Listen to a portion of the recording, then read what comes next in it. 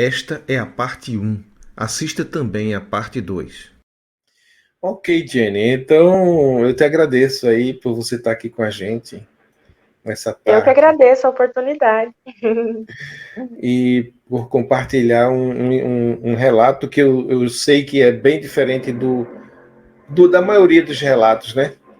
E isso é que é bom, porque vai ampliar a nossa visão acerca das possibilidades, né, que a gente tem aí de existências, né? Pode, então, dizer onde você mora, o que você faz aí e começar o seu relato. Fique à vontade. Tá ok, muito obrigada. Apoie o nosso canal dando like e se inscrevendo. Contribua também tornando-se membro de nossa comunidade. Para compartilhar a sua experiência com o mundo, confira na descrição deste vídeo os links para o nosso e-mail e Instagram. Conheça também o nosso novo canal de cortes. Experiências Luminosas, um canal descontraídamente sério. Eu me chamo Jenny Simões da Silva. Eu sou natural do Mato Grosso do Sul, de Amambai, no Mato Grosso do Sul. Mas atualmente eu resido em Franca, São Paulo. E a minha formação, eu sou formada como taróloga, atendo com cartas e apometria. E gostaria de começar do início, começar do começo. Fique à vontade. Desde que eu comecei a falar, a minha mãe conta que eu comecei a falar para ela que eu me lembrava de quando eu estava na barriga dela, que eu me lembrava do dia do meu nascimento. Eu não queria nascer, que estava muito frio. Eu sabia que estava. Imagina uma criança de 2, 3 anos falando isso. Ah, não, estava muito frio, eu não queria nascer. E a minha mãe conta que, embora fosse agosto, realmente estava com uma frente fria forte lá onde a gente morava, onde eu nasci. E estava frio e chovendo mesmo, como eu falei para ela. Eu falei, não, estava chovendo, estava frio, eu não queria. Ela, como que você ia saber disso? Realmente estava chovendo e estava muito frio. E eu, depois, pulando numa meditação já aqui em Franca, depois de 30 e tantos anos, hoje eu tenho 36, numa meditação eu estava com os olhos fechados, e aí eu abri, eu tenho um espaço aqui, que é um quarto só reservado para isso, só reservado para meditações, essas coisas. E eu abri os olhos e eu vi, sabe quando você vê uma coisa pela sua visão periférica? Uma coisa assim que você capta que tem uma coisa ali, mas aí você vira para olhar o que tem, aí não tem nada, sabe? Mas a minha vista, a minha visão captou a imagem, né? E a hora que eu vi, era uma mulher branca, de cabelo preto, bem curtinho, com uma roupa tipo japonês, mas bem justa no corpo, assim. Ela tava de pé olhando para mim. E aquela imagem ficou, né? Eu fiquei assim, na hora eu me agitei e falei, gente, eu conheço essa mulher. Eu conheço a mulher, eu conheço a mulher, eu conheço a pessoa, da onde que eu conheço essa pessoa? E aí eu fechei os olhos de novo e me recolhi em meditação de novo. E aí foi se desdobrando memórias. Isso é bem forte para mim, sabe? Para mim contar que foi uma experiência muito forte para mim. Eu recordei de um lugar que era um lugar, um campo gramado, parecia uma grama bem fofa, com algumas árvores, não tinha flores, e muitas crianças nesse jardim. Muitas, muitas crianças pulando, brincando em cima das árvores e tudo. E no meio desse jardim, dessa espécie de campo, tinha um riacho, bem pequeno. E nesse riacho tinha um barquinho, tipo aqueles barquinhos de Veneza, que tem aquele negocinho na ponta, assim. E eu fui recordando disso e eu estava dentro do barquinho, desse barquinho. Era pequenininho e eu era pequenininha, uma criancinha. Eu estava dentro desse barquinho e eu segurei com as mãozinhas as laterais desse barco e olhei para trás. No que eu olhei para trás, essa mulher estava lá me olhando. E a gente conversava telepaticamente. E eu falei para ela que eu estava com medo. E ela falou, me passou assim, fica tranquila, vai dar tudo certo, vou estar com você. E eu fui por esse rachozinho até que tinha um arco dourado, que não se via do outro lado. E eu atravessei por esse arco dourado com o barquinho e abri os olhos no hospital. Eu abri na hora que eu nasci, eu tenho essa memória, eu tenho desde sempre, ela nunca se apagou. Na hora que eu nasci, eu abri os olhos, eu vi uma parede branca e um instrumento de metal, que eu acho que era um suporte de soro, alguma coisa. Eu vi essas duas coisas e eu tinha plena consciência de que eu estava nascendo, de que eu estava no hospital, de que estava realmente frio ali fora. Eu, acabando de nascer, eu tinha plena consciência de tudo que estava acontecendo. E aí eu fechei os olhinhos e aí foi como se apagou para mim, sabe? E depois disso eu tenho alguns flashes de memória, até depois de adulta, na adolescência. Perguntei para minha mãe porque eu tinha muita memória com uma manta azul, que eu lembrava que os meus pais me enrolavam no inverno, me embrulhavam no inverno. Eu era bebezinha. E eu não gostava que eles embrulhavam os meus bracinhos e eu ficava só com o rostinho. Eu detestava aquilo. E aí eles me embrulhavam, quando eles iam ver, meus bracinhos estavam de fora. E eles embrulhavam de novo. E eu contei isso pra minha mãe, ela falou exatamente, uma manta azul que sua tia deu, que era do seu primo. E realmente a gente enrolava você não parava. Então, assim, tenho muitas memórias, sabe? É que a gente tem Jenny, que. só uma pergunta, né? Você disse que essa memória do seu nascimento está ligada a uma memória da sua saída de um lugar, né, onde tinha um jardim, um Sim, riacho, as eu crianças vi de onde eu brincando. vim. É Uhum, como se você pegasse um barquinho para, digamos, vir de outro plano para esse, né, e nascer sim, como uma criança. E essa aham. senhora que estava com você no barco é a mesma que você viu Eu naquele vi na estado meditação. meditativo. Sim, Você viu quando quando foi essa meditação? Faz muito tempo? faz mais ou menos um ano. Faz Poxa, mais ou menos. Não gravei a data. Mas é mais muito ou tempo menos isso. depois. Aí Nossa, muito tempo. eu queria saber assim, porque misturou uma lembrança com a outra, né? Na meditação foi que você viu esse jardim, não é Sim, isso? Mas quando você nasceu, a primeira eu, lembrança foi da sala branca, né? sim, Onde quando eu tinha os nasci, médicos. eu tive a vista, né, só do hospital. Mas na hora que eu Hum, nasci, eu não tive a memória da onde dessa que eu tinha saída vindo. de lá. Não, na hora que eu Ah, nasci, não. Aí foi só numa uhum. meditação já, Aí mais de foi que 30 você anos fez a depois. conexão. Foi, Você emendou a lembrança com a lembrança do nascimento. Ou você sim, lembrou do nascimento aí também? Essa lembrança do nascimento você sempre teve? sempre. Desde que eu comecei a falar, eu falo para minha Hum, mãe dessa experiência, que eles levavam como coisa de criança, assim, mas minha mãe falava, né, como que ela ia saber? Que é. realmente estava frio, né, no dia. Uhum. Aí você fez a conexão, juntou aquela lembrança da meditação com o nascimento e Sim, provavelmente porque na você interpretou meditação, como? desculpa, Não. porque na meditação foi como se alguma coisa me ajudou a linkar, sabe? Não. Porque intuitivamente, quando eu estava naquele barquinho, eu sabia que eu ia nascer. Uhum. Então, aí, assim que eu atravessei o arco dourado, tudo ficou Uhum. branco. E aí eu me lembrei da Ah, parede do hospital. sim, sim.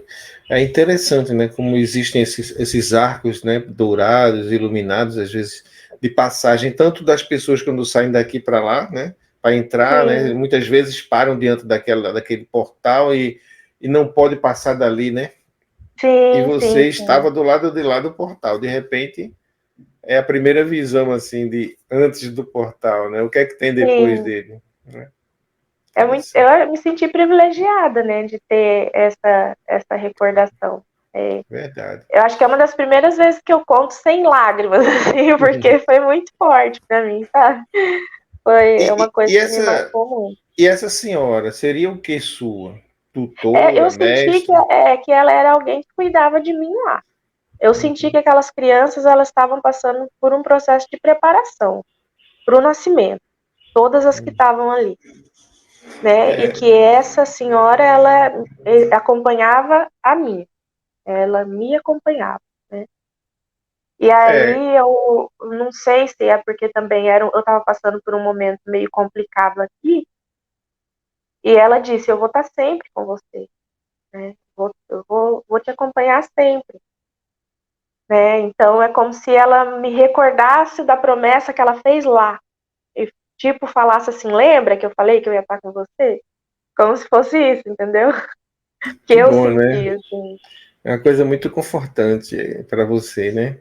Sim, sim, Sabendo com assim certeza. dos perrengues que a gente passa aqui nessa vida, de A repente tem gente não alguém. tá sozinho, é verdade. Ok, então continue. Eu só fiz esse comentário agora porque eu sei que você vai fracionar um pouco as experiências. Sim, Aí a gente já comenta essa, depois, se quiser, a gente volta. Mas aí ótimo. fique à Aham, pode vontade ser sim. para dar continuidade aí. Tá ok. Eu só queria fazer um comentário, assim, que eu sempre tive. Eu era uma criança bem diferente, sabe? Eu nunca me encaixei muito, assim, na sociedade, vamos dizer. E eu sempre fui muito de olhar para o céu. E eu falava para minha mãe desde pequena: Nossa, mãe, eu sinto uma saudade, mas uma saudade, que era uma coisa que doía, sabe? Mas eu falava: Mas eu não sei do quê. Eu não sei do que é essa saudade, mas eu sinto tanta saudade. E eu falei isso por uns 30 anos. Assim, hoje eu já não sinto. Vou continuar, né, a contar e vou explicar o porquê, né? Eu acho que hoje eu já não sinto mais essa saudade. Mas eu senti por muito tempo uma coisa que parece que estava bloqueado na minha mente, mas não no meu coração. O meu coração sentia essa saudade muito forte. Sempre fui muito de olhar para o céu, muito, muito, muito. Até indo lá para frente, que eu estive em 2 conventos, né? Em 2 institutos religiosos. Um era instituto religioso e o outro era convento, Carmelo. E nesse primeiro que eu tava, à noite, assim, tinha um pátio, né? E eu gostava de ficar olhando pro céu. Aí um dia uma irmã veio perto de mim. Eu não sei se ela quis brincar comigo. Aí ela falou: Por que você fica olhando tanto pro céu, pra lua? Você queria ir pra lá? Ela falou pra mim. Aí eu falei: Mas, Não, irmã. Oi? mas você estava no noviciado, era? Você ia ser freira? Eu fui em 2 institutos, mas É. não cheguei no noviciado em nenhum. Ah, tá. Mas Mas é porque não era pra ser. sua pretensão era se tornar religiosa, Sim, sim. seguir a Eu vou carreira, contar né? por quê depois. Tá ok. Aí ela Continue então aí perguntou, falando da irmã, né, que questionou aí. ela falou, você queria ir pra Lua? Aí eu falei, não, irmã, é que eu queria ser igual à Lua. Eu queria ser um reflexo da luz de Cristo na noite da vida das pessoas. Falei, até eu fiquei assim com o que eu falei. Falei, nossa, mas era o meu maior desejo, sabe? Era o que eu mais queria, eu admirava, e até hoje admiro a Lua. Porque quando o sol não está aqui, ela ilumina a nossa noite. E nessa vida, a Exatamente. gente vive numa escuridão, né? A gente precisa de pessoas que reflitam a luz de Cristo aqui, hoje, né? Nessa escuridão. Então, aí ela nem me respondeu. Ela, não sei o que, e saiu. Mas eu fui para esses dois institutos religiosos porque, assim, acho que eu tinha uns 4 anos. A minha família, quando eu nasci, não eram católicos, praticantes. Aí depois, eu tinha uns 3 anos, eles foram para a igreja católica. E minha mãe disse que quando que eles entraram na igreja católica, eu desabrochei, ela falou. Eu me encontrei rapidinho, eu já orava em língua, eu já proclamava a cura, eu já puxava terço lá na frente, eu era para frente. E muitas coisas sobrenaturais aconteciam, até porque meu pai já falecido, que Deus o tenha, era um médium muito ostensivo de incorporação, minha mãe, uma grande médium. Nós 4, os 4 filhos, somos médiums, então, assim, a nossa vida sempre foi permeada de muitas coisas sobrenaturais, assim, né, que aconteceu em casa. Mas eu tinha uns 4 anos, mais ou menos, a primeira vez que eu vi uma freira. E ela estava visitando a cidade com véu, né, tudo. E aí eu estava entrando na matriz com a minha mãe, e aí eu falei, mãe, quem que é essa moça? Aí eu falei, ela é uma freira. Eu falei, mãe, eu quero ser freira. E aí ela riu, né? Ela falou, ah, tá bom. Só que o que acontece, eu não parei mais de falar que eu queria ser freira. Não parei mais. Até que um dia ela falou, tá bom, se você se formar no ensino médio, você ainda quiser ser freira, você vai. Aí eu me esforcei para não repetir nenhum ano. Eu nunca me dei muito bem, sabe, com a escola, assim, tradicional, do jeito que é. Mas me esforcei para nunca repetir. Quando eu tava terminando o terceiro ano, mãe, eu vou ser freira. A senhora se prepara. E aí eu ingressei, né, na vida religiosa assim que eu completei 18 anos. E eu fiquei 4 anos no primeiro instituto e mais um ano no Carmelo, né? Mas hoje eu sei que quando eu vi aquela moça, eu me tocou, porque hoje eu tenho muito mais acesso às minhas memórias, e eu me lembro de quando eu fui uma sacerdotisa em um templo que usava véu. E foi uma das minhas vidas mais felizes, assim, até onde eu me lembro, sabe? Só que essa vida foi na Lemúria, faz bastante tempo.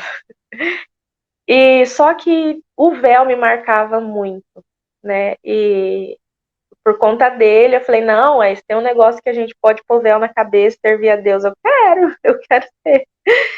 E minha mãe conta que sempre, desde pequenininha, eu vivia com coisa na cabeça. Até hoje, eu tenho um monte de turbante, lenço, chapéu, eu sinto com alguma coisa na cabeça. Tem hoje que eu não pus, mas eu tenho essa questão, hoje eu sei que é por conta dessas vidas. Eu já fui religiosa, já fui monja, já fui monge. A maioria das minhas vidas eu sempre tive relação com a espiritualidade, né, de alguma forma. Um dia eu estava limpando a casa, estava terminando de limpar, estava terminando a cozinha, e assim, eu era muito católica, mas muito católica.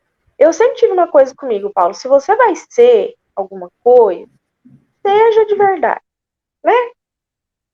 O que é que eu me propunha fazer? Eu procurava fazer da melhor forma possível. Eu nunca gostei de ser um pouco tal coisa, sabe? Talvez por eu ser muito intensa também. Então, assim, eu sempre fui muito, muito católica, tanto que eu fui freira, né? E sempre busquei levar muito a sério e nunca imaginei sair da igreja católica. Para mim era a verdade absoluta. Eu tinha pena de quem não era católico, pra você ter uma ideia, sabe? Eu rezava pela conversão de quem não era católico, assim.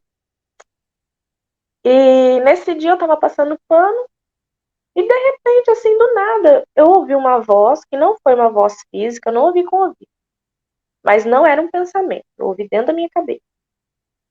Me falou assim: se Deus é o começo e o fim de tudo, e o inferno é um lugar de dor e sofrimento eterno, uma dessas duas afirmações não estão certas. Nossa! Verdade. Sabe quando você se escora assim no rodo e para? A minha imagem que vem sabe aquelas pessoas que criam uma figura enorme de dominó, sabe? Que quando você derruba o primeiro, vai assim, e vira outra imagem. Foi isso que aconteceu comigo. Aquilo foi tipo um estalo, assim, pra mim. Que realmente são coisas excludentes, né? Ou Deus é tudo, ou ele pode Ou deixar então alguém para o existe inferno. dois deuses. Existe dois deuses, então. Se Existe um existe Deus que dois, reina no céu e existe um Deus que reina no inferno, e os dois são eternos, então. e se excluem, né? Se eles se excluem, já dividiu, ele já não é mais tudo, né? Então, Então, Lúcifer conseguiu o que ele queria, então, ele tem um reino só dele. Para Conseguiu sempre. dividir Deus em dois, Deus né? em dois. Nossa, mas aquilo deu um nó na minha cabeça, Paulo. E eu levei um tempo para processar, porque eu jamais imaginei questionar alguma Mas coisa da nessa igreja. época você estava no convento ou já tinha saído? Não, eu tava com 29 anos, já tinha saído. Eu saí Ah, com 24. Você chegou a realmente usar hábito lá no... Só hábito, não cheguei a pôr véu. Ah, tá. Hoje eu acho que foi uma bênção até eu não ter posto, porque era o meu apego, vamos dizer. Talvez se eu tivesse colocado, eu não sei se eu teria conseguido sair. Aham. Então, já fazia 5 anos que eu tinha saído, mas eu continuava muito católica, muito praticante, né? Queria casar, ter uma família santa, essas coisas. E aí foi o princípio de tudo. Eu acabei deixando a igreja, né? Eu tive uma oportunidade de trabalho em Rio Preto, São José do Rio Preto, aonde eu acabei conhecendo a Umbanda. E foi muito difícil para mim essa transição, porque eu tinha toda aquela questão, né, que Umbanda é do demônio, que essas coisas de guias e tudo. Então, foi um processo até eu. E todo mundo falando, você é médium, você tem que desenvolver, e eu tá amarrado em nome de Jesus, e o povo, você é médium, sim. Até que eu aceitei, né, ir para Umbanda, e, e foi uma época maravilhosa para mim, assim, sabe, de desenvolvimento. Eu me desenvolvi rapidamente eu conheci os meus guias, eu já recebia, eu já. E aí eu fui lembrando que eu já tinha feito isso antes. Foi uma coisa muito. As lembranças foram vindo, assim, de que eu já tinha convivido com eles e com essa religião, né, em outras oportunidades. Uma coisa que me marcou muito nesse tempo de início de Umbanda um guia feminino que me acompanhava, muito querida, que foi minha mestra, assim, no começo, sabe? Uma coisa que ela falou para mim que eu nunca esqueço, ela falou, o desenvolvimento mediúnico é como o desenvolvimento de uma amizade. É como se, vamos dizer, hoje eu conheci você, Paulo, e aí a gente tem uma afinidade, a gente começa a conversar, e aí a gente vê que tem os mesmos propósitos, e a gente combina de fazer um trabalho junto, né? Só que isso precisa de um desenvolvimento de amizade, de confiança mesmo, né? Porque eu via muito assim, o processo de desenvolvimento no centro, né? Pelo menos no que eu me desenvolvi, tinha os dias de desenvolvimento, né? Com o pessoal, tudo, mas ela falava muito da importância de eu ter o meu momento, sabe? Eu ter o meu momento de intimidade, tanto com Deus, quanto para conhecer melhor os meus guias e desenvolver essa amizade num momento meu, sabe? Essa guia que te falava isso era uma pessoa de lá, Não, uma guia espiritual, espiritual mesmo? era uma cabocla. Depois eu vou querer saber mais sobre isso, para deixar para o final. Pode perguntar, se você quiser. Se você Não, quiser desenvolver, para não interromper muito, não desviar o foco do seu relato. Deixa para o final, é tá melhor. Eu bom, estou anotando aqui, né? Tudo bem. tá ok. E ela me formou mais do que os guias físicos, do que os dirigentes, vamos falar assim, sabe? Uhum. Ela me falava muita coisa e quando eu comecei a atender com ela, eu aprendi muito ouvindo da minha boca o que ela falava. Eu aprendi demais, sabe? Coisas que eu não sabia. E ela falava e eu aprendia. Foi um tempo maravilhoso, assim, para mim, sabe? Nessa questão de, principalmente, o desenvolvimento moral do médium, do quão isso é importante, né? Porque muitas vezes, não sei, a gente passa o dia em intrigas, falando da vida dos outros, né? Sendo desonesto, né? De desarmonia com a família. Aí à noite toma um banho, veste branco, bate cabeça e vai receber um guia de luz, né? Isso que ela falava muito comigo. Ela não existe essa chave que muda a sua sintonia. Você precisa cuidar da sua sintonia. Se você quer trabalhar com guias de luz, Não assim que a gente precisa ser santo, ser perfeito, né? Mas ser sincero, né? Com a gente mesmo. Eu tô indo fazer um trabalho de caridade, eu tô indo ou numa igreja louvar a Deus, ou tô indo na missa para me encontrar com o sagrado. Mas será que eu tô na sintonia desse sagrado que eu tô indo buscar, É uma questão de né? coerência, né? Ser coerente Sim, com aquilo que você pretende fazer, aquilo que você acredita, né? É uma questão sim. de coerência. E isso, embora pareça muito óbvio, a maioria parece que a maioria de nós não se atenta verdadeiramente para isso, sabe?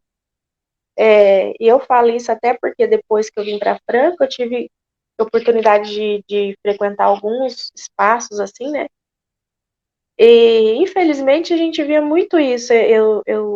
Algumas vezes eu sou vidente em alguns momentos, né? E de intuição também, assim, de você perceber que isso acontece muito, sabe? Da gente se perder nessa coerência, de a gente querer até dar lição de moral, assim, mas a gente acha que a gente esconde a nossa verdade, mas tem muita gente que tá vendo, a gente nem sabe, né? Igual eu já participei de meditações coletivas, assim, que eu abri o olho e eu via processos, assim, falava, meu Deus, eu pensava, será que a pessoa sabe que tem gente que consegue ver?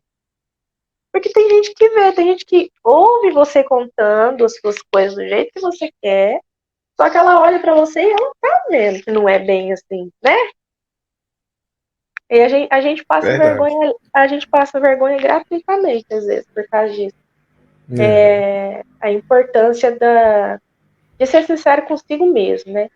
É isso que ela é. me passou muito. Não que eu seja melhor que ninguém ou pior que ninguém, mas Porque eu busco todo dia desenvolver isso. o contrário dessa sinceridade, dessa coerência, é a hipocrisia, né?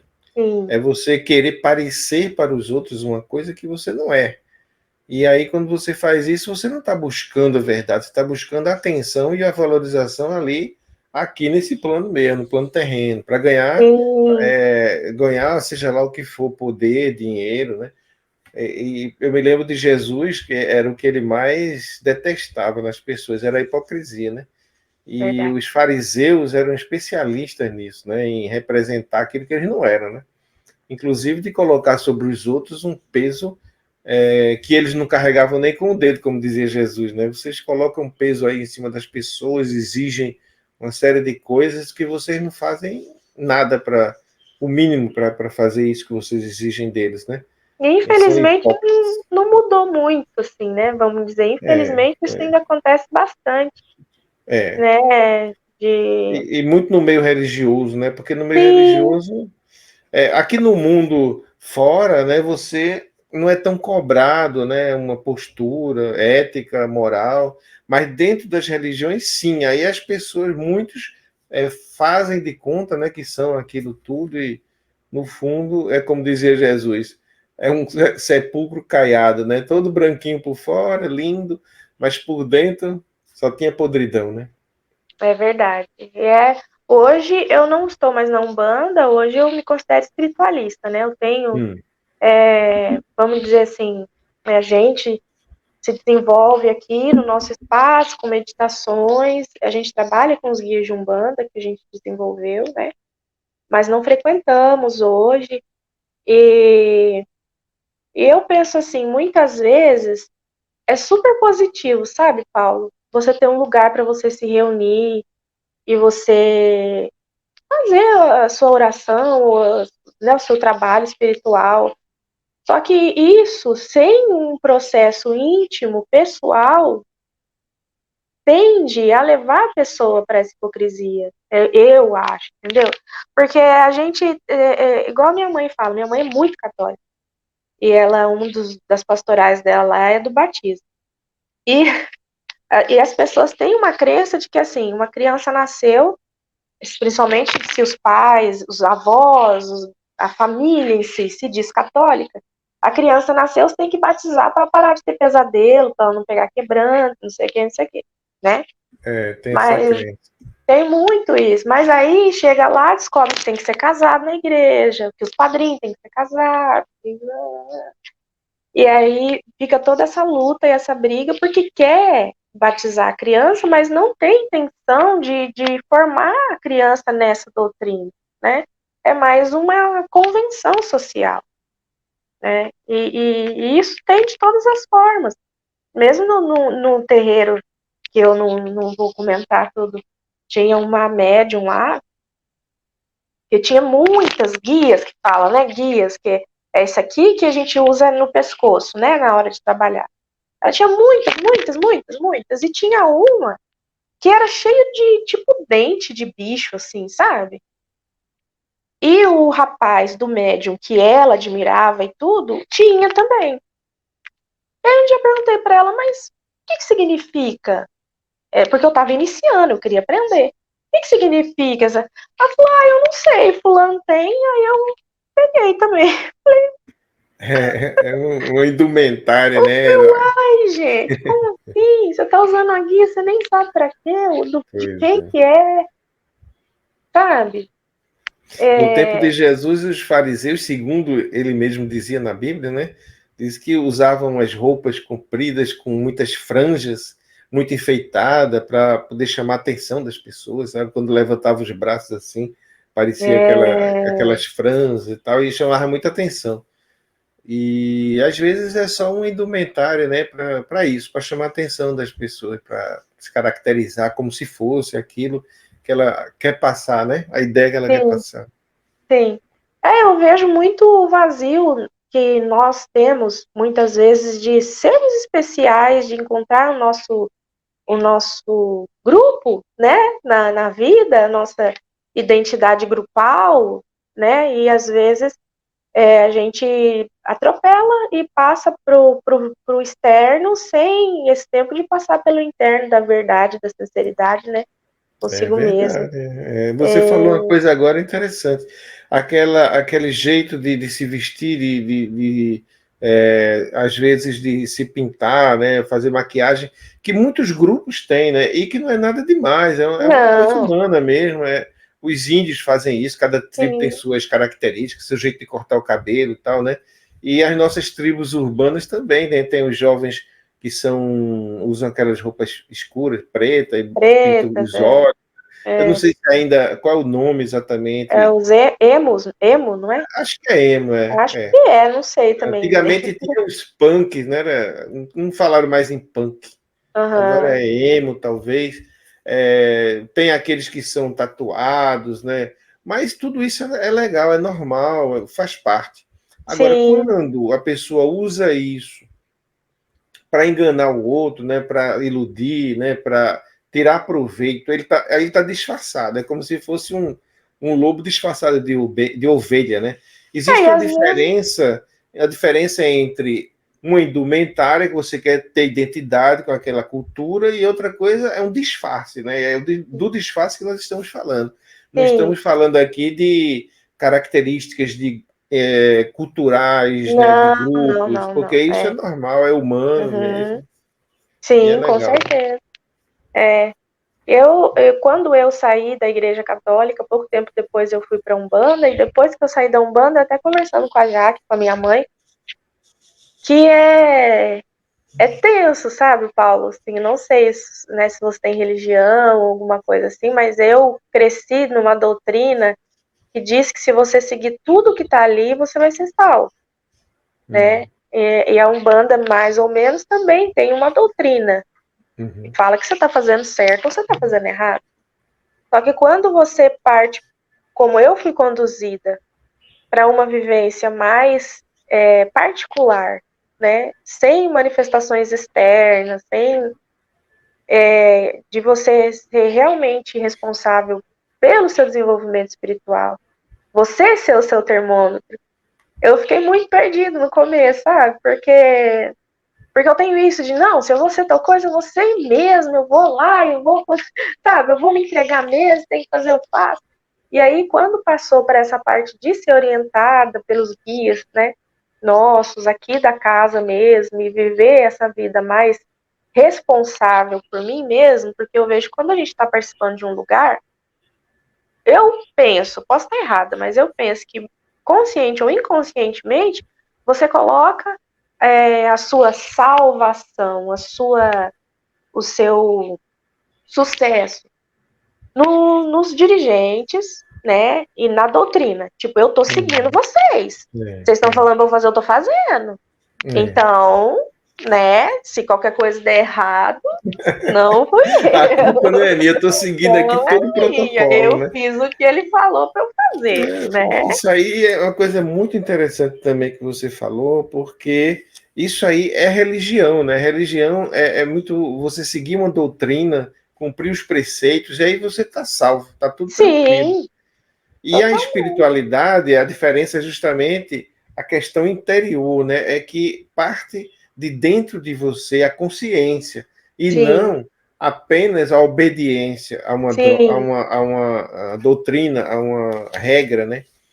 Você é quem julga suas próprias atitudes. Inclusive, mesmo que alguém te condene e diga que você está fazendo uma coisa errada, se você tiver a consciência tranquila, está tudo bem. Né? Você é uma questão interna. Aí a gente chama mais de espiritualidade, de crescimento, realmente, ampliação da consciência, né? A própria consciência da pessoa. É e a diferença. Pode falar. Como? Quer dizer assim, a diferença entre moral e ética. É um pouco isso, sabe? A moral é uma tradição, um costume, é uma coisa assim que você passa de pai para filho, passa uma determinada sociedade tem seus valores morais, né? Sim. Mas a ética, ela é um raciocínio lógico sobre a moral, é um julgamento da moral. Então, é um comportamento ético, ele parte muito de dentro da pessoa, né? Eu devo ou não devo fazer isso? Porque a diferença entre eu posso e eu devo, né? Sim. Porque tem muita coisa que é moral, mas não é ético, né? E a moral muda com o tempo. Então, tinha coisas que antigamente, por exemplo, aprisionar um negro e obrigar ele a trabalhar de graça, debaixo de chibata, era moral. Isso era moral até alguns anos atrás, até uns 100 e poucos anos atrás, né? Mas a será que violência contra naquele tempo a não mulher existia também. ética? Né? Alguém que raciocinasse também e pensasse, será que eu devo fazer isso? Eu posso, mas eu devo, né? É a diferença entre moral e ética. É verdade. E a gente puxar a responsabilidade para a gente nesse sentido. E eu vejo assim, eu posso falar do meu processo, não posso falar né, de mais ninguém, porque a fundo só Deus conhece a gente, né? Uhum. Mas eu falo assim, para mim, a doutrina, ela muitas vezes distrai você, sabe? Me distraía, falando de mim. Porque você fica preocupado em seguir as regras, sabe? Uhum. E é muito raro, pelo menos no meu desenvolvimento, sempre foi muito raro, mesmo no convento, alguém falar sobre reforma íntima, sobre isso mesmo, sabe? De você se trabalhar, de você ser verdadeiro, de você ser sincero. Para mim, assim, sabe? Isso, e facilita para a gente ter uma visão superficial da religião, seja ela qual for, né? Muitas vezes não é um erro, mas não houve ainda quem talvez chamasse a pessoa a esse pensamento, a essa consideração, né? Não sei, pelo menos eu não encontrei muito assim no meu caminho, sabe? Quem me chamasse para isso, era muito mais falado sobre as questões externas, né? E eu mesma, eu cresci num lar que meus pais eram ministros da Eucaristia, coordenadores e tudo, mas acontecia coisas assim que, sabe, depois mais tarde descobrindo assim que acontecia praticamente em todas as casas, situações assim, você fala, meu Deus, e ministros da palavra, e sabe, mas e eu ficava meio perdida com isso, sabe? Como pode? Não quero condenar ninguém, não tô falando assim, é só a gente precisa parar para pensar, né, Paulo, sobre isso, assim, eu acho. Eu tive uma vivência agora no meu aniversário, que foi dia 20 de agosto, a gente teve uma meditação aqui. Já estou entrando em outro assunto já. Mas tem a ver com isso. Tem a ver Tudo com bem. isso. Uhum. Eu estava em meditação e eu percebi a aproximação de um ser, de um guia, né? Eu só vi a silhueta dele, mas de olho fechado. Não vi com esses olhos, não. De olho fechado, eu percebi uma silhueta e chegou assim e falou para mim: o que você quer? Aí eu fui para situações, os problemas que minha mãe está vivendo, os meus irmãos, algumas pessoas que me pedem oração. E aí eu fui falando para ele. E aí a gente ia junto até essa pessoa e ele me mostrava a situação espiritual. Ele falava: olha, tá tudo sendo encaminhado, você tá vendo? Agora, o que precisa é a própria pessoa se ajudar. Ele sempre falava isso. Aí eu falava: mas o que você quer? Daí eu: então tal coisa. Aí ele me levava, era a mesma coisa. Ele: mas o que você quer? Porque eu sempre fui de me perder no outro, né? De não parar a pensar muito em mim. Aí eu falei: o que eu quero? Eu quero saber se o meu desenvolvimento aqui nesse trabalho que me foi proposto, se tá indo tudo bem, se eu tô fazendo tudo certo, se, né, como é que tá? Como é que tá, né, esse trabalho aqui? E aí o tom dele mudou, ele assumiu um tom sério e ele falou: você quer saber como você está se desenvolvendo? Você está sendo sincera com você mesmo? Ele falou: quer saber uma coisa que você pode fazer? Toda noite, antes de você deitar, você vai no espelho, olha no fundo dos teus olhos e esteja sincera com você. Nossa, aquilo pra mim foi um tapa espiritual, sabe? Eu achei muito interessante isso aí, porque... Falei: nossa, porque eu queria o quê? Que ele viesse com a mãozinha e falasse: não, você tá bem, você tá, olha, você tá, né? Ou então falasse: não, você pode mudar nisso, você pode mudar naquilo, porque eu também tô aberta pra isso. Uhum. E não, ele, tipo, você quer saber como você tá indo? Como? Me diz você como é que você tá indo. Nossa Senhora. Eu achei interessante porque quando a gente pensa assim, fulano está precisando disso, cicrano daquilo, aquele outro me pediu aquilo, você está preocupado com a vida dos outros, né? E com o que está acontecendo com eles. E você?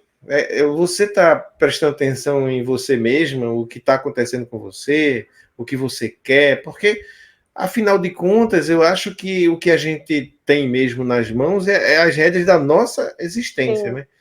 E a gente pode ter determinados objetivos e determinadas ações que geram consequências, criam a nossa realidade. Mas os outros, a gente não tem essas rédeas. O máximo que a gente pode fazer é enviar energia positiva para eles, energia, né, para eles terem força e tal, para fazerem o que eles têm que fazer, né? Ninguém pode fazer por eles. E Isso acho que foi aí muito isso que ele quis dizer, porque são pessoas que eu sempre rezo por elas. Então ele me levava, tipo assim, suas orações estão chegando aqui, né? A parte que você pode fazer, né? Mas foi muito forte isso para mim, tipo, me chamando a responsabilidade mesmo. Não vai ser ninguém fora de mim. mostrando os teus limites também, né? Teus limites, né?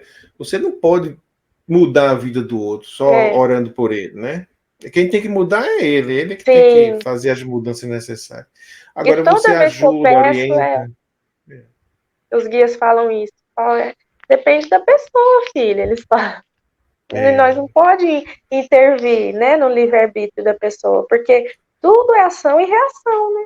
Ninguém é vítima. Verdade. Né? Ninguém é vítima. Eu hoje, dentro da doutrina católica, eu tinha muitas dúvidas em relação, assim, muitas inquietações que eu nem sabia que eu tinha.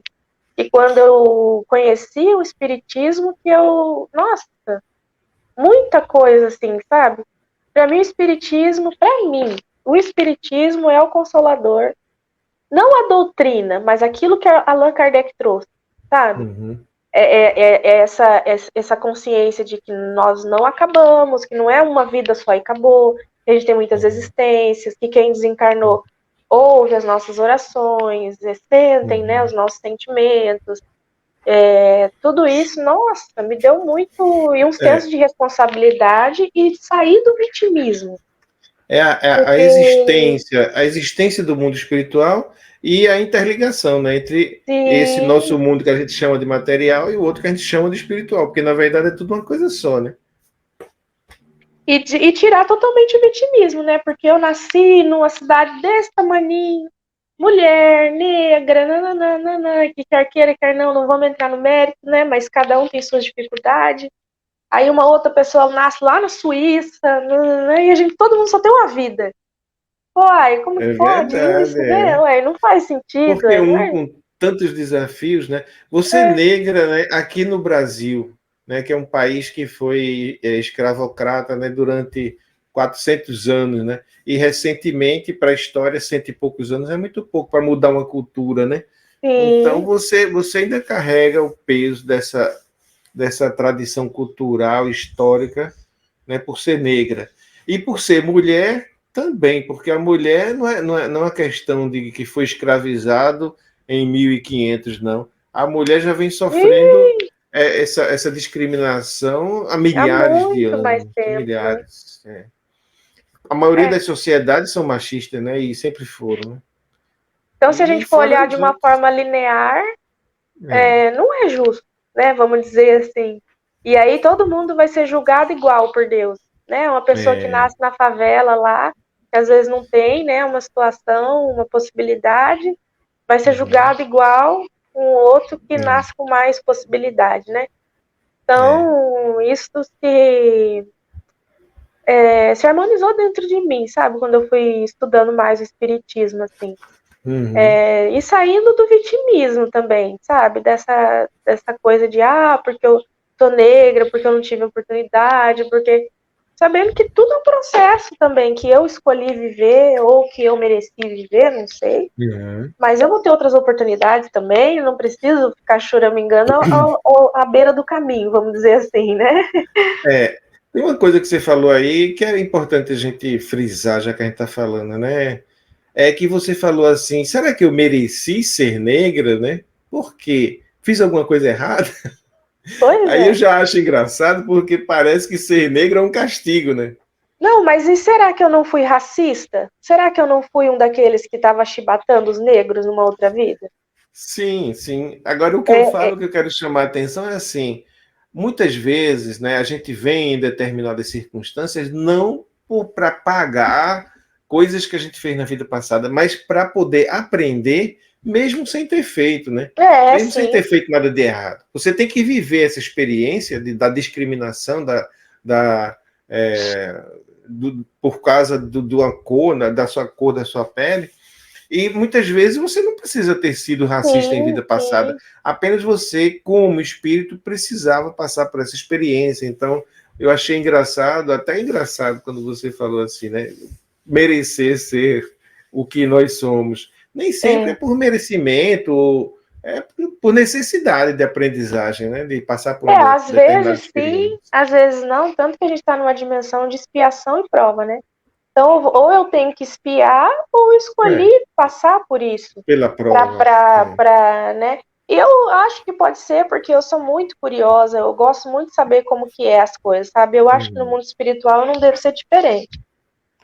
Como será que Verdade. é ser? Eu quero ir lá saber como é que Olha, é, eu, entendeu? eu vou te falar agora de um experimento que eu já vi várias vezes, sociólogos fazerem, psicólogos, se vestir de mendigo, né? Deixar a barba crescer, ficar sujo, ficar com a roupa suja e sair pela cidade e se tornar invisível, se perceber invisível, viver a experiência de ser invisível, né?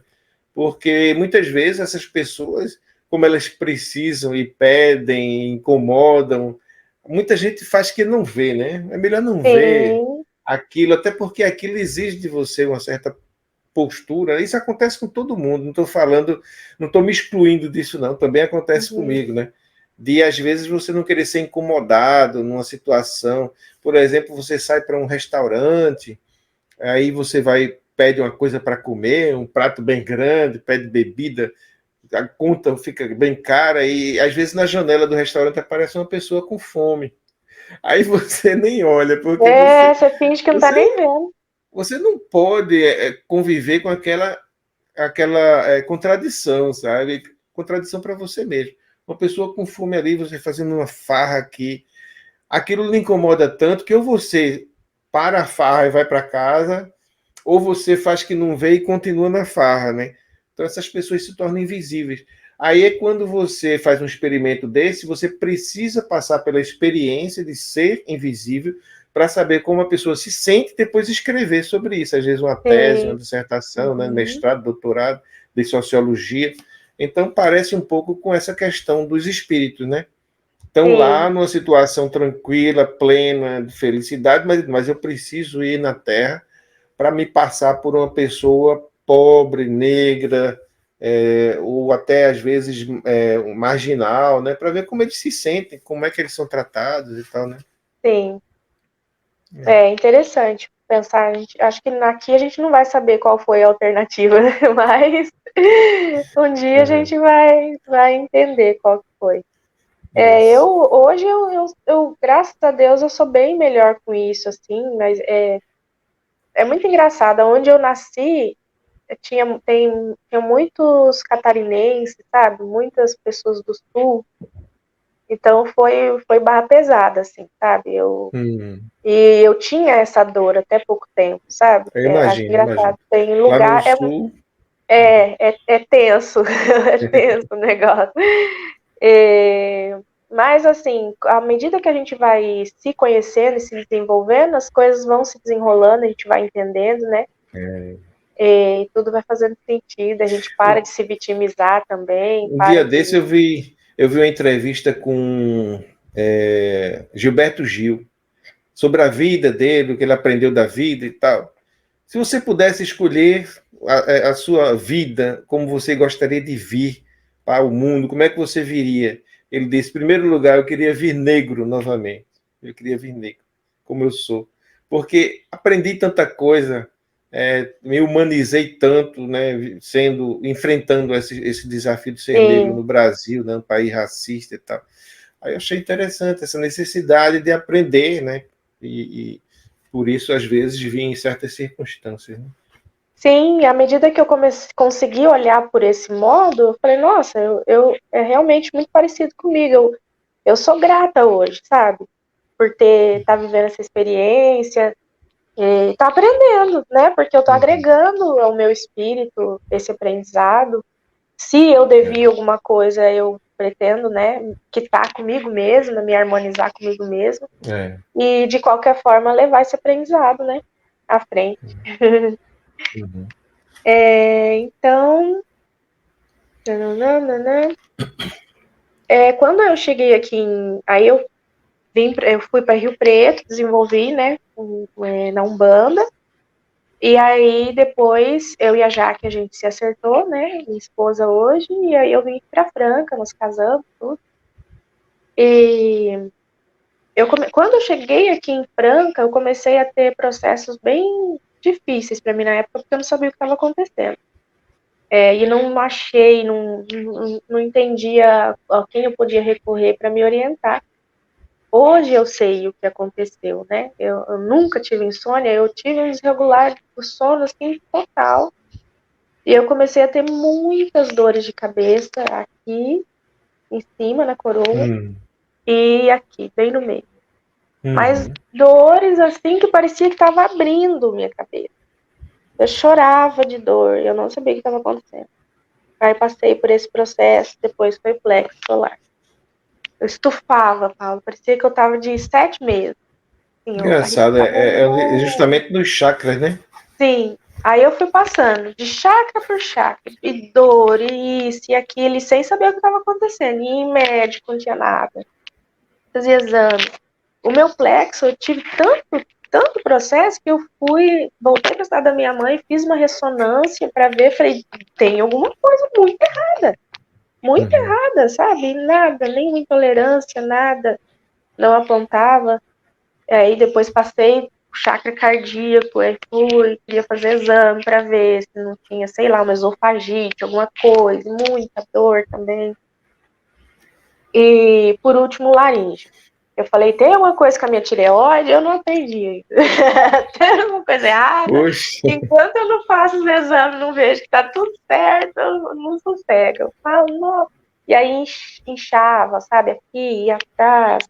Uhum. E passei por esse processo, né, acho que é, como fala, abertura dos chakras, né, esse Hoje processo. você acha que foi Hoje, processo de o meu abertura? entendimento, porque assim, não era nada físico.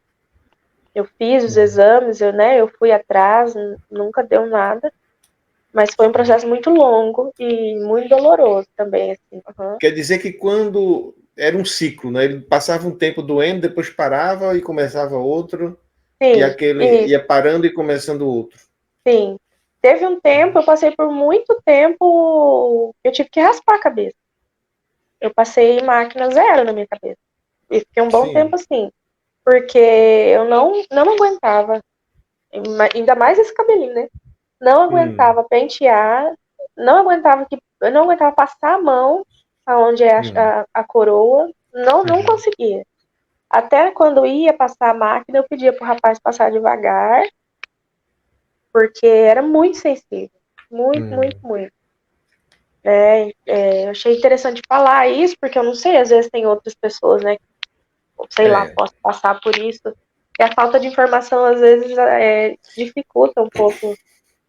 E Eu não depois sei falar dessa, muito sobre isso, mas mas você percebe alguma mudança na sua percepção, na sua, no fluxo energético, sim, antes e depois desse processo de abertura dos sim, chakras? Sente? sim. Até, assim, nessa questão da visão, né, é uma experiência que eu não coloquei aqui, mas em relação a isso, por 2 vezes eu tive uma coisa assim que eu nunca ouvi relatos sobre isso. Tenho certeza que muita gente vive isso, mas eu não tive acesso. Que foi uma abertura, mas eu não sei dizer se foi aqui ou se foi aqui, mas eu até falei para depois para Jaque, falei, Jaque, a internet é a cópia de um arquivo espiritual muito maior. É como se existisse uma nuvem mesmo, que tem tudo o que já existiu, o que existe e o que vai existir. Todas as possibilidades. É tudo, Paulo. Tudo, tudo, tudo, tudo. 2 vezes assim, do nada assim, eu me via. Meu Deus, é muito estranho até de falar. Porque quando eu entrei nesse estado as 2 vezes, eu não tinha dúvidas. Eu falava pra Jaque, me pergunta o que você quiser, me pergunta, eu tô vendo, eu tô vendo. Eu fiquei eufórica, sabe? E aí ela foi começando a me fazer perguntas, e às vezes eu fazia assim, ó, dentro da minha cabeça, e eu acessava, falava, é isso, aquilo, nananana, e via, assim, uma infinidade de informações, de tudo que você pode imaginar. Só que é tão grande, é tão intenso, e você se une com essa mente, que tudo sabe, que você não tem dúvidas. Eu queria me perguntar coisas, e eu não consegui Mas acessar em esse que recurso. momento isso aconteceu? Era em estado meditativo ou do nada Não, do acontecia? nada. Do nada. Você entrava As nesse 2 vezes estado. foi do nada. Eu tava conversando com ela, uma vez tava só nós duas, a outra tava minha sogra junto. Conversando assim, do Ah, nada, tá. falava, Digamos, tudo bem que naquele momento foi do nada, mas você vinha trabalhando isso, você vinha fazendo meditação, ou procurando assim, espiritualizar mais, sim, harmonizar. sim, sim. É, Isso né? já faz. Desde que eu tô aqui em Franca, que a gente tem esse espaço para trabalhando, né? Que aí os guias, Uhum, até vou te contar como é que foi o começo, uhum, que a gente tem orientação aqui, é bem organizado o negócio, não é bagunçado não, mas eu percebo que ao longo do tempo eu tenho tido mais acessos, até que quando eu fui trabalhar com as cartas, existiam alguns processos que eu poderia, né, ajudar. Então eu não precisava ir até a pessoa, não precisava ver a pessoa. Eu, né, acendia minhas velas, fazia minhas orações, entrava em meditação E aí eu consigo ir até a pessoa, né? Que Hum, muitos grupos chamam de apometria, né? Só que aí sim. eu faço aqui, eu e os guias, né? A equipe é espiritual, no físico sou só eu. Sim. E facilidade de ver, sabe? Assim, de olhar para a pessoa e ver os processos dela. Eu já tinha, só que nesse nível eu nunca tinha. Porque é uma coisa. Não tem explicação, não tem palavra. Agora, tem uma coisa que você falou no início, né? Que sua mãe tem esses dons, seus irmãos têm. E eu já vi muito isso, assim, da mãe ter, os irmãos ter, porque parece que é uma coisa também genética, né? Tem A um. minha Sua avó tinha, avó? minha avó via, minha avó Uhum. Tem uma também. influência, tem um componente aí genético também nessa Sim, questão. sim, eu acredito que sim. Então, aí volta. Quando eu cheguei aqui em Franca, depois de um tempo, eu comecei a trabalhar. Eu não sei se eu conto um caso que aconteceu lá no trabalho primeiro, não. Vou contar primeiro que eu já fazia um ano que eu estava trabalhando, eu estava de folga no sábado. E aí, eu, na correria aqui, percebi uma presença atrás de mim. E aí, tudo bem, eu não tenho medo, sabe, dessas coisas. Aí eu olhei, ninguém, eu não conseguia ver. E aí, continuei fazendo aquela presença atrás de mim, aquela presença atrás de mim. Até que eu virei e falei em voz alta, o que que foi, né? Quem é? E aí me falou telepaticamente, eu preciso falar com você. Aí eu falei, agora não dá. Falei, a Jaque vai chegar daqui a pouco, eu tô atrasada, olha, agora não vai ter como. Você vai ter E que marcar uma hora, né? olha, nesse momento eu não tô podendo.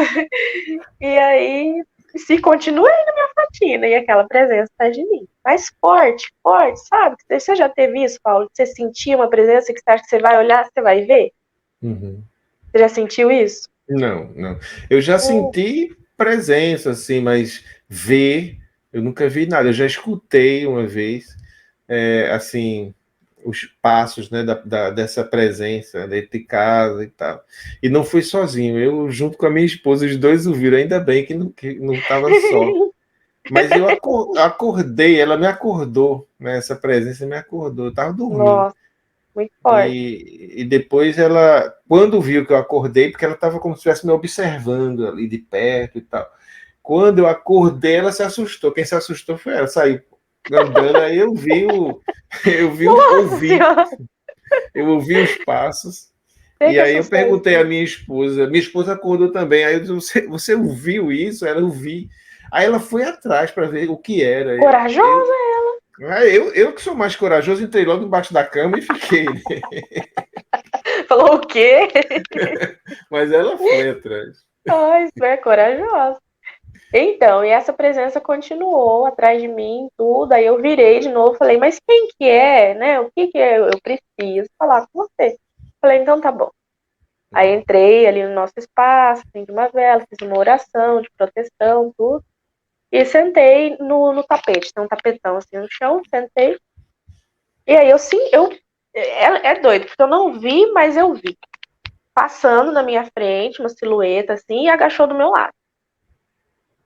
E aí começou a falar, falou, olha, você vai sair desse emprego, você vai passar um tempo em casa, você vai passar por uma preparação, né, para um trabalho que vai vir.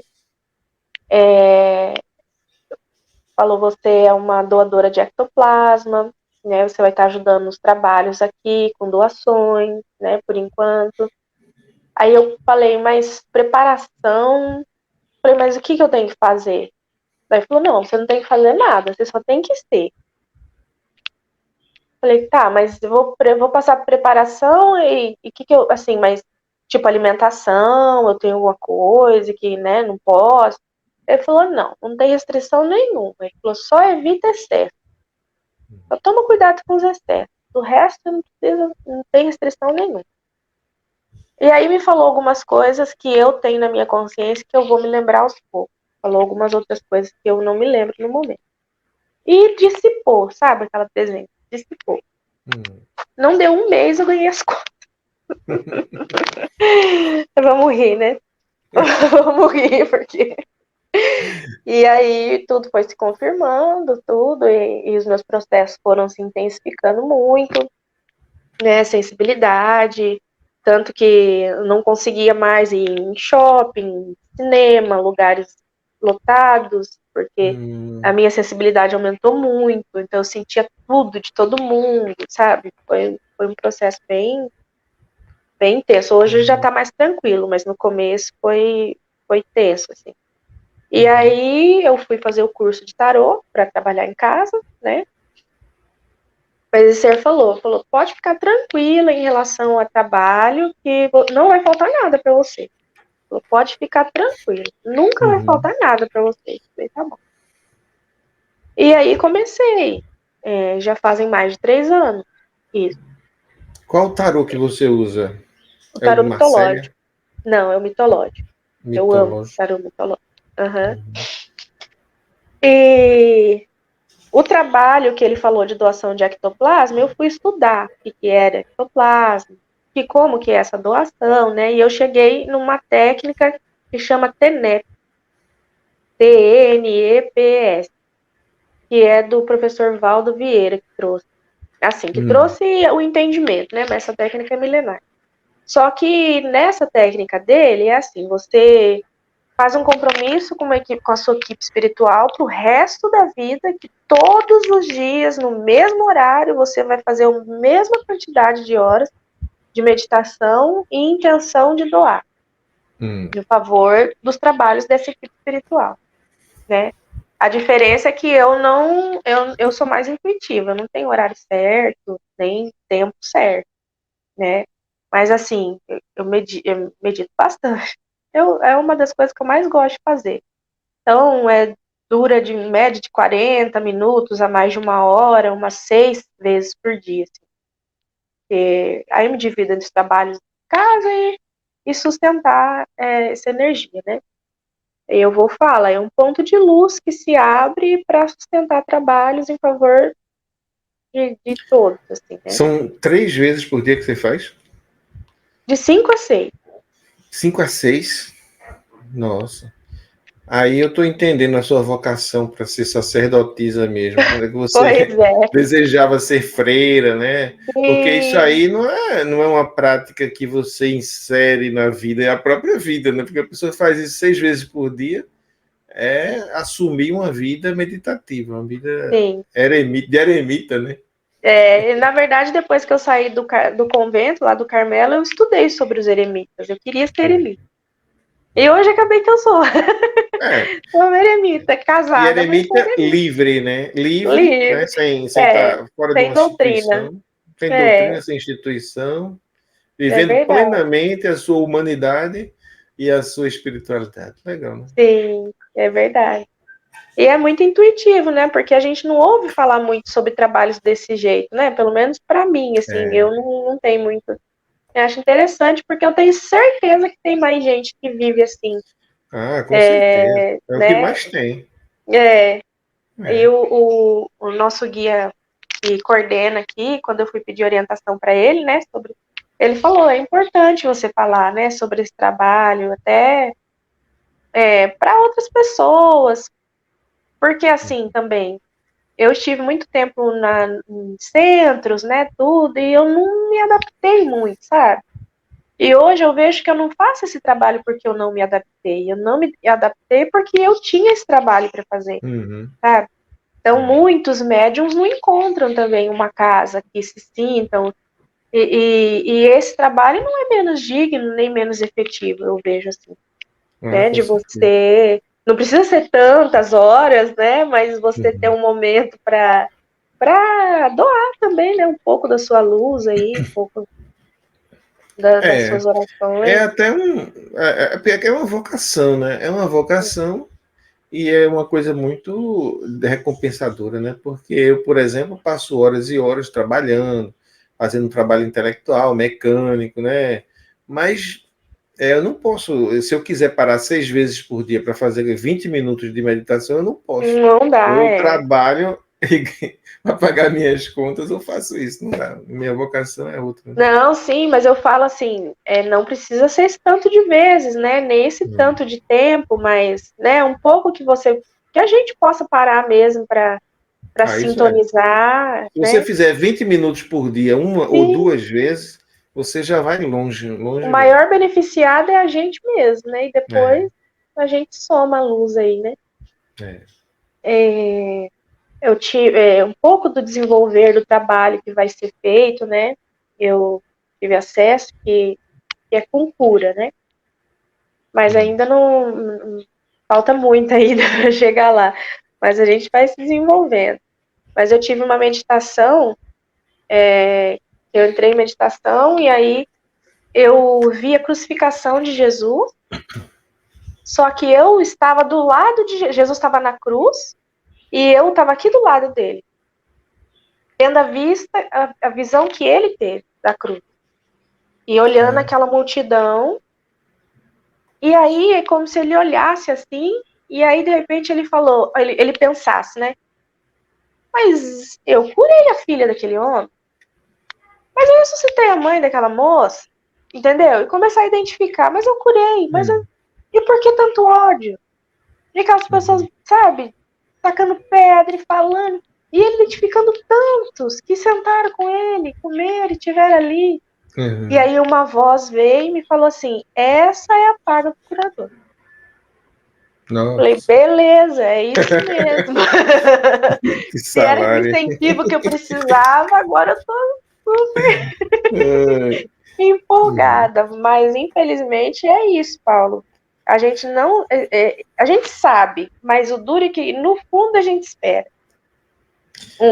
um, sabe, que pelo menos a pessoa não te ataque, não, mas aconteceu isso com Jesus, né? Que teve uma vez que ele curou 10 leprosos, não foi? Vieram aquele só grupo de um leprosos, voltou. ele curou 10, foram embora, e daqui a pouco um voltou para agradecer, e ele perguntou: cadê Cadê os os outros? outros?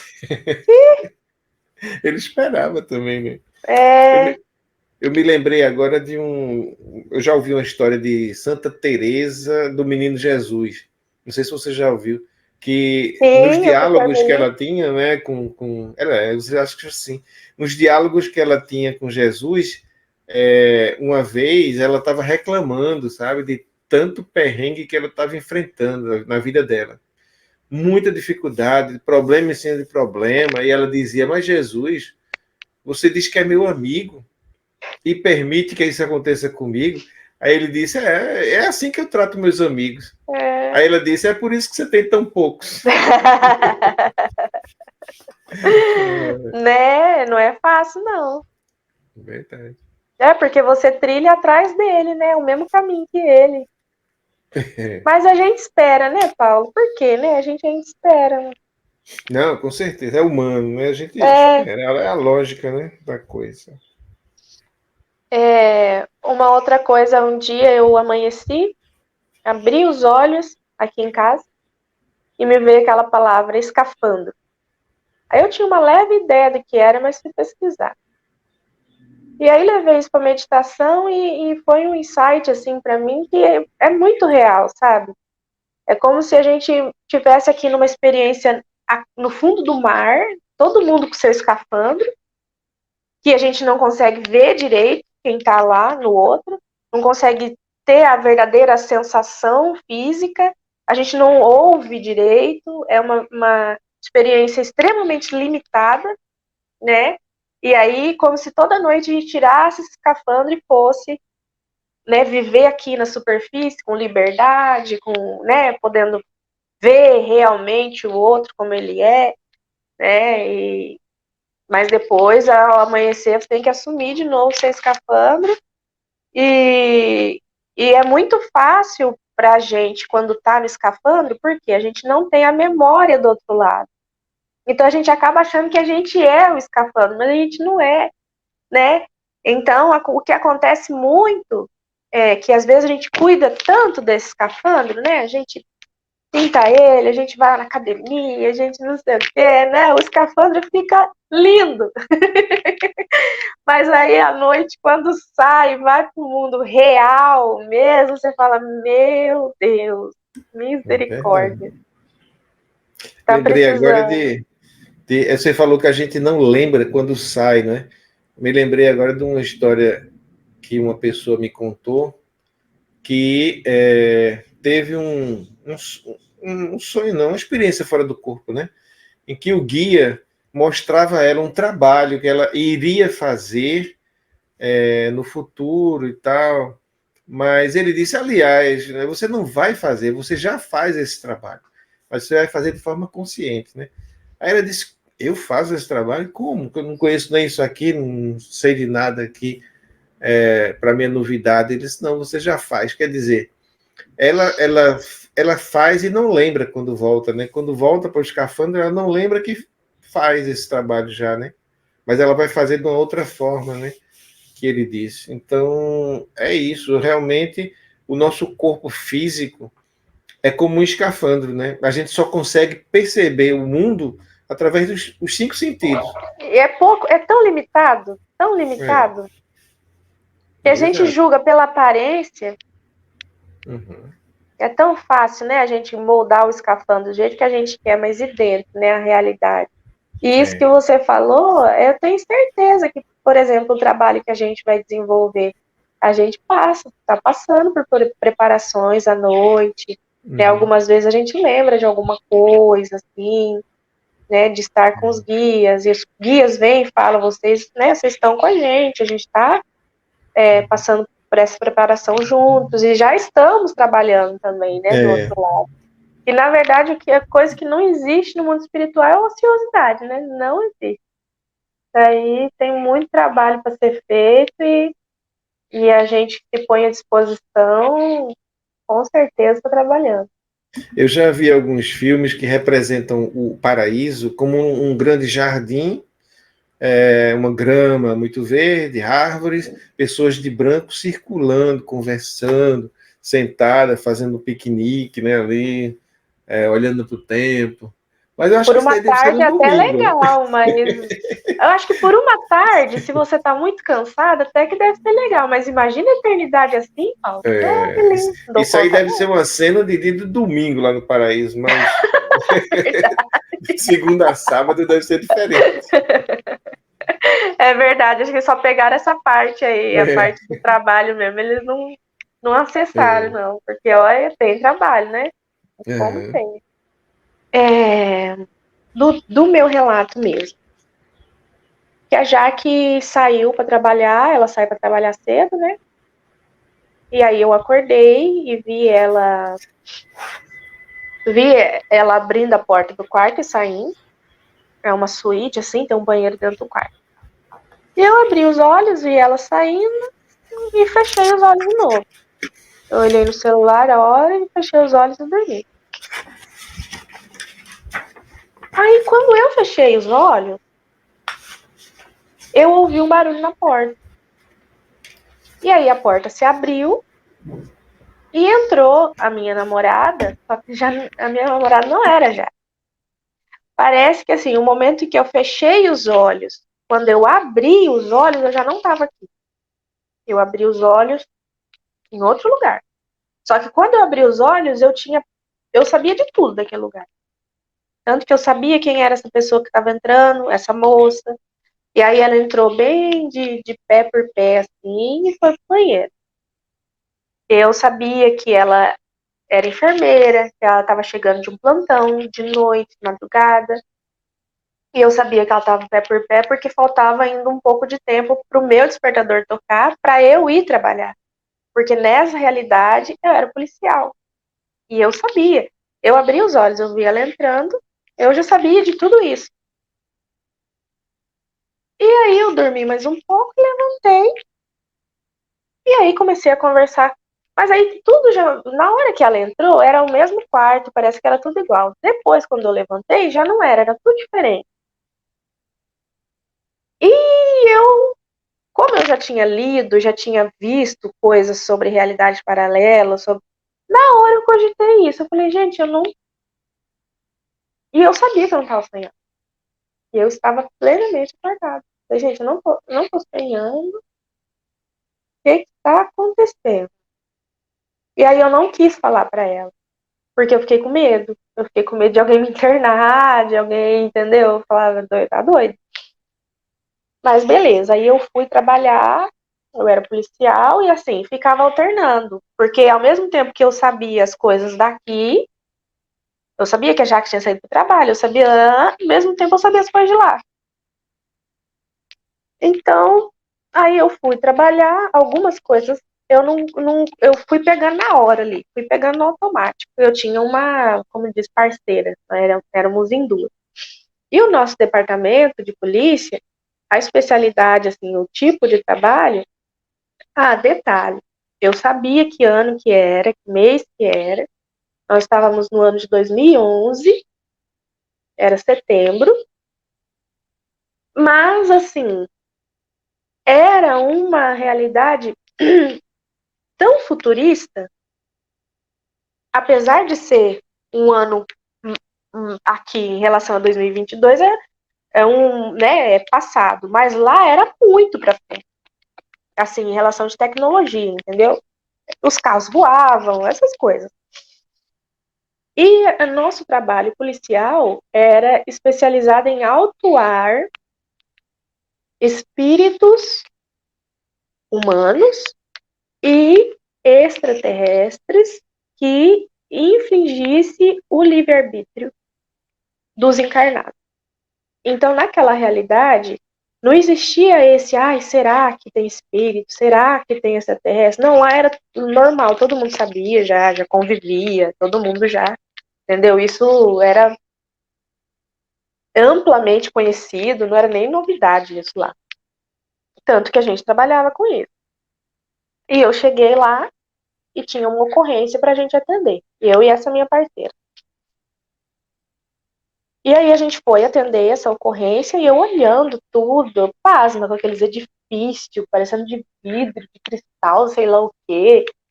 Nossa, muito diferente, muito diferente. Aí a gente chegou numa espécie de, como se fosse ferro velho. Um lugar assim, meio ermo, assim, sabe? Tinha umas ferragens, umas coisas. E tinha um homem gritando lá. Aí a gente chegou e ele tava possesso, né? Obsidiado.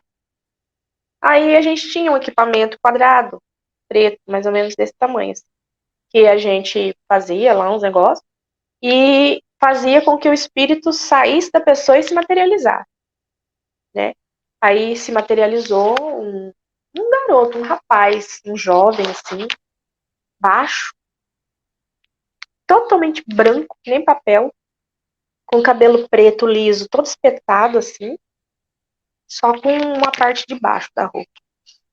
Aí a gente autuou ele, né, que ele tinha infringido a lei, né, a gente autuou ele, e a gente encaminhava esses espíritos para orientação, e parte da pena deles eram trabalhar junto com a polícia, os que se mostrava com boa conduta, eles trabalhavam junto com a polícia em outros casos parecidos com o dele, né, para ajudar. Aí foi isso, e aí um outro dia a gente teve uma outra ocorrência que a gente foi atuar, que era numa espécie de galpão de vidro, mas estava abandonado. E tinha um homem lá também, que estava no processo bem. E aí a gente autuou também com esse equipamento, e daí só que se materializou como um enxame de mosca preta. Porque não era um espírito só, era, eles chamam de legião, né? Eram muitos espíritos. Mas esse aí, nesse caso, a gente, como era um caso mais pesado, mais complicado, a gente levou esse que a gente tinha autuado, foi dias depois, entendeu? Daí ele já podia participar. E aí a gente levou esse outro, e aí a gente fez uns comandos lá, e ele entrou lá no homem, no rapaz, e teve uns processos lá, e aí ele saiu, e esse enxame de mosca saiu também, e foi autuado. Só que esse grupo foi encaminhado para outro lugar, porque era tipo, a periculosidade deles era bem maior, entendeu? Então, tinha níveis lá de periculosidade, de entendimento. Aí tinha alguns seres que não eram da Terra também, que às vezes faziam algumas coisas lá e a gente atuava também. Né? E até que chegou um dia, isso eu indo para casa e voltando, e eu evitando a minha namorada, porque eu não vou falar o que com ela, gente? Meu Deus do céu. E ela entrava, eu saía. E ela puxava assunto, e eu dormia, Paulo. E eu dormia naquela fé que eu ia acordar aqui. E eu não acordava, acordava lá de novo. E cada dia eu fui ficando mais desesperada. Aí chegou um dia lá no mês, que era o dia, todo mês a gente ia, entrava numa nave, uma nave pequena, aí a gente ia para uma nave maior, e a gente aportava em Vênus, que era o centro daqui do sistema solar dessa espécie de trabalho, né, desse departamento. Vamos dizer, o centro de comando dele, vamos dizer assim, era em Vênus. Então a gente chegou tipo uma plataforma. Mas eu não saberia descrever, porque é muito diferente de tudo que eu já vi, assim, sabe? Aquela plataforma. E aí a gente aportou lá, e aí é uma coisa que, quando a gente chegou, desceu umas escadarias assim, e aí a moça que trabalhava comigo, a minha parceira, tirou uma esfera pequena, assim, de um dos bolsos, e era uma esfera que tinha um monte de luzes e botões e números, sabe? Aí ela girou assim, não sei o que, digitou não sei o que e guardou. Ela falou, digita sua senha de acesso aí pra gente entrar. Senha de acesso? Qual que é mesmo a senha de acesso, gente? Pelo amor de Deus. Eu processando, gente, eu tô em Vênus. O que tá acontecendo? Agora o negócio ficou feio sem a senha. Oh, meu Deus, eu não sei nem que nome que eu tenho aqui, gente. Que dirá minha senha de acesso. Aí sei que tem uns flashes, assim. Eu não sei se a outra consciência tava lá também, e aí eu sei que aí a gente entrou, a gente saiu, eu não lembro do resto, entendeu? Assim, eu lembro de algumas partes. E aí teve um dia que eu tava em casa com essa minha namorada, acho que era Elizabeth, sei lá o nome dela. E ela conhecia a minha namorada daqui. Ela conhecia lá. E ela detestava. Ela falando mal. Ai, porque aquela Jaqueline, não sei o quê, babá. E aí eu soube que era a Jaqueline. Só que não era daqui, era de lá. Aí me deu um negócio assim, eu falei, como que eu vou lá na mulher e falar, você é minha mulher em outra realidade? Mas essa Jaqueline era outra? A aparência dela era diferente da sua Não, atual? era igual, Era a própria. era ela. E aí eu, sabe aquela coisa de, meu Deus do céu, mas como que eu vou falar uma coisa dessa? Não dá. Eu falei, gente do céu, vou acabar num hospício aqui nessa realidade, meu Deus. E aí eu tava lá um dia no nosso departamento lá de polícia, e aí chegou um caso de um homem, um senhor já, um homem de meia idade, falando que ele não era de lá. E aí ele falando que ele era de outro ano e que ele não sabia como ele chegou lá, né? E aí, como era um caso que não era, vamos dizer, ordinário, né? Era um caso extraordinário, foi para o nosso departamento. E aí eu tive acesso ao caso dele, e aí eu comecei a ter acesso a outros casos mais antigos, de pessoas que relatavam a mesma coisa. Ou que eram de anos para frente, ou eram anos para trás, e que falavam que não sabia como tinha chegado lá. E aí eu fui ficando assustada, porque esse povo não tinha voltado mais. Nossa, quando eu li isso, eu sei que eu peguei o carro, não sei como, eu cheguei em casa, entrei no banheiro, mas eu tive uma crise de choro. Mas eu chorei, sabe aquele choro que parece sair da alma, assim? Desespero mesmo. Eu falei, pronto, eu não vou voltar mais. Não vou voltar nunca mais. E o povo vai me internar. E eu chorei, chorei, chorei, chorei, chorei. E aí eu acordei chorando aqui. Mas assim, a dor e detalhe, lá eu vivi um mês. Eu vivi um mês. dormindo e acordando e me perguntando a cada dia, meu Deus, o que que eu vou fazer? E aqui, quando a Jaque saiu, eram 7h13. Quando eu acordei, eu olhei no relógio, eram 9h17. Isso passou 2 horas. E lá se passou um mês. E não foi certo. Coisa que não tem como provar, mas foi muito forte. Eu acordei ligando pra ela, ligando pra minha mãe, tô morrendo de saudade, meu Deus do céu. Há um mês que eu não lhe vejo. Eu Não um podia nem mês dizer isso. sem ver. Não, aí eu contei pra ela, mas Contou? e uma das minhas preocupações, se eu tô aqui, quem é que tá lá vivendo esse um mês? Também, eu falava, meu Deus do céu, isso não é não destrocar nunca mais?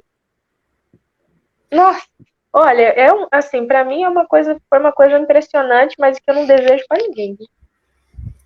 É, foi uma experiência angustiante, né? Nossa, é assombrosa. Meu Deus do céu. E totalmente fora, né, de tudo que eu poderia cogitar, assim, você poder autuar espíritos com equipamentos e quem sabe, né, um dia a gente chega, a tecnologia se una com a espiritualidade e Não, não mas sei. um caso como esse, a gente, eu não sei se a gente já deve comentar, acho que pode já comentar sobre esse caso, né? Isso aí, de certa forma, explica por que é que a gente não pode lembrar de nossas vidas paralelas. Esta é a parte 1. Assista também a parte 2.